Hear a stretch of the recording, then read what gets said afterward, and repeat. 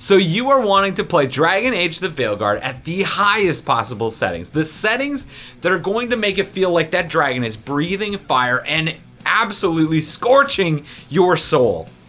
Or at least in like 1440p or something, right? Well, let me do you one better. We are not only today going to be talking about a computer that can absolutely destroy the settings on Dragon Age the Veilguard, but we are also going to be putting together and showcasing a brand new PC case that has an actual dragon popping out of the top.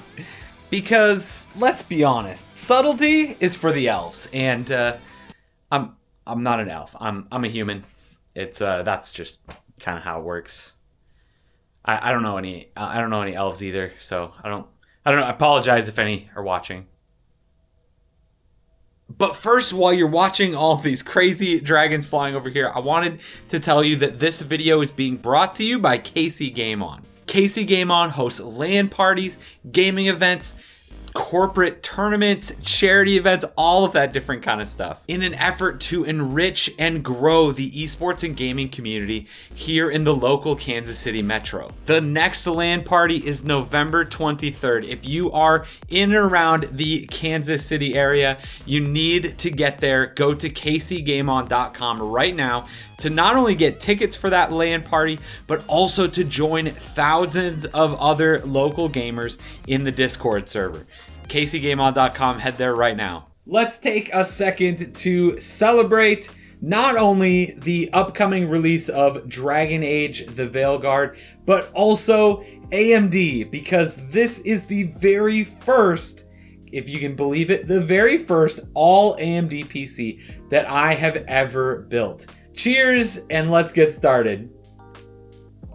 All right, let's start this computer off with the AMD Ryzen 7 9700X. And we didn't just pick this processor because it was codenamed the Granite Ridge.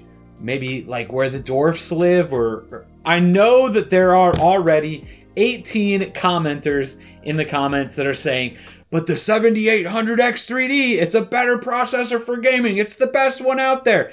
I know I get those comments on every single one of my videos if I'm not featuring the 7800X 3D. But let's talk about some things.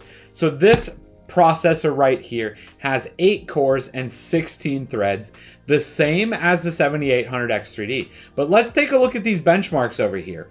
Gaming wise, it's going to perform about the same. Some are better, some are worse as far as benchmarks go. But when it comes to productivity, things like video editing, photo editing, 3D rendering, anything along those lines, this CPU is destroying the 7800X 3D.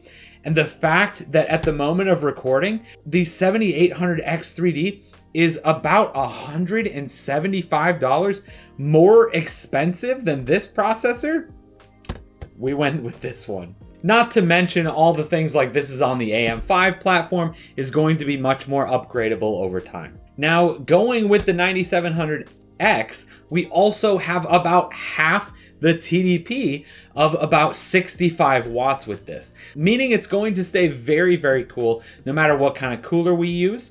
I ended up going with this Cooler Master Hyper 212, aka the Dragon Breath Cooler. It's gonna keep your CPU cool even if a dragon is breathing fire on it.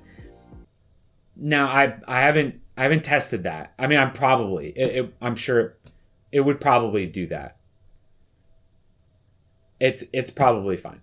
All right, moving right along, we went with the G.Skill Flare X5 series DDR5 RAM, 6000 megahertz, 32 gigabyte kit. Because honestly, I don't want any excuses in this gaming machine.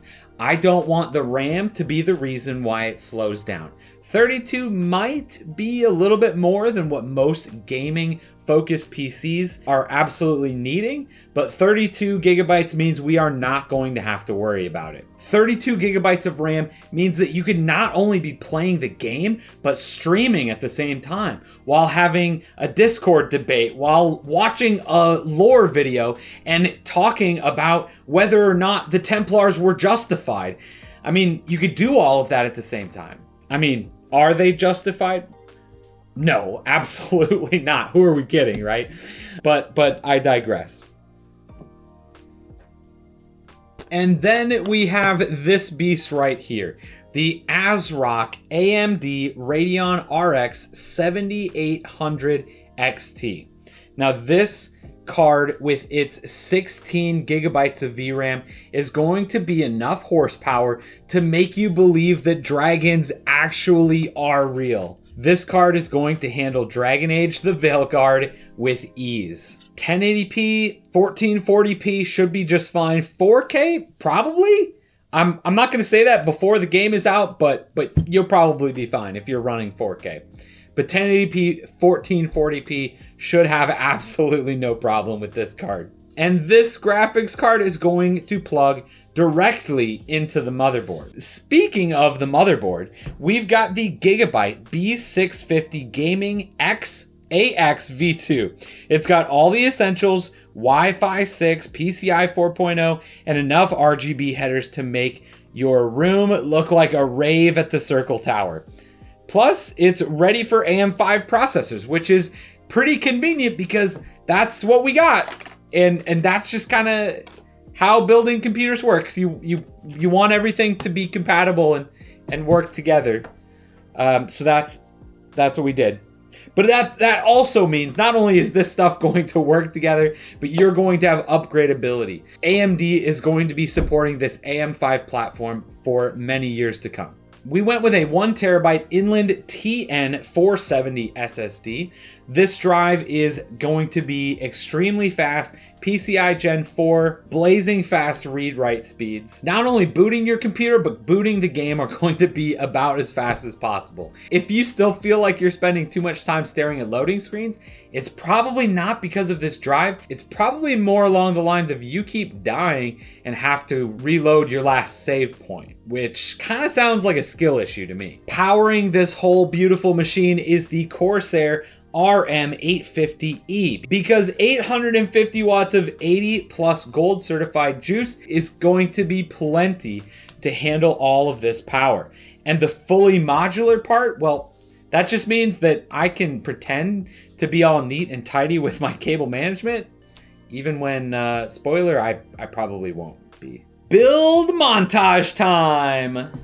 This here is the Antec P182, as can be seen from the painter's tape up here, that my in-laws found at a garage sale a while back. So I'm gonna see what we can do with this machine.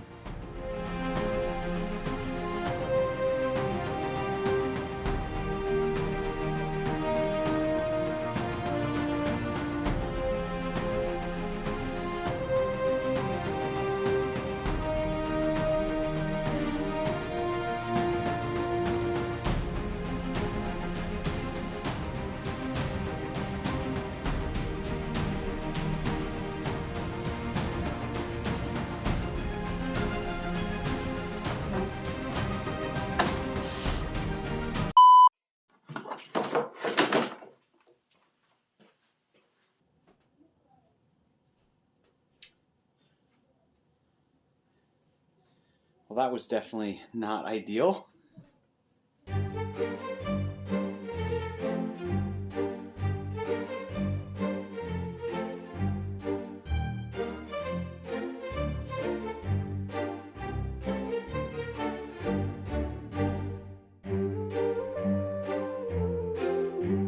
Alright, so not gonna lie, I did not do a good job recording stuff kind of after this point. To be completely honest, after cutting myself, after taking such a long break to get back to this PC, I didn't know what was going to happen. I didn't know if it was even going to turn out.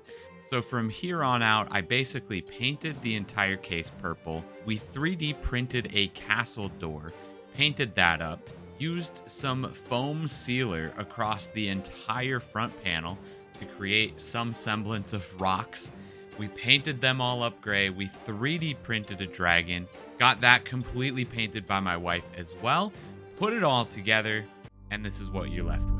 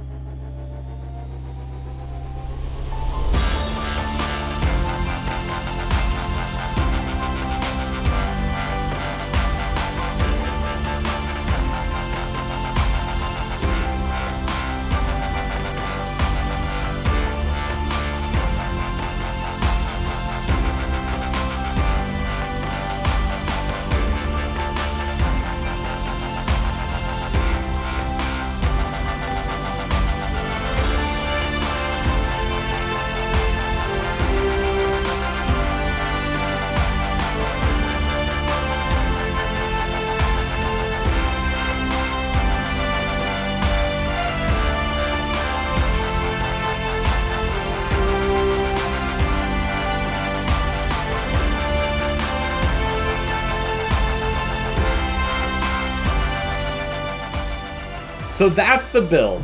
Overkill? Probably a little bit. But is it going to play Dragon Age, the Veilguard, really, really well? Absolutely. And if you want to see an Intel and NVIDIA, very, very similar, comparable type of PC build, make sure you check out this build over here. It's not in quite as cool of a Dragon case, but it's a pretty nice build nonetheless. We'll see you over there.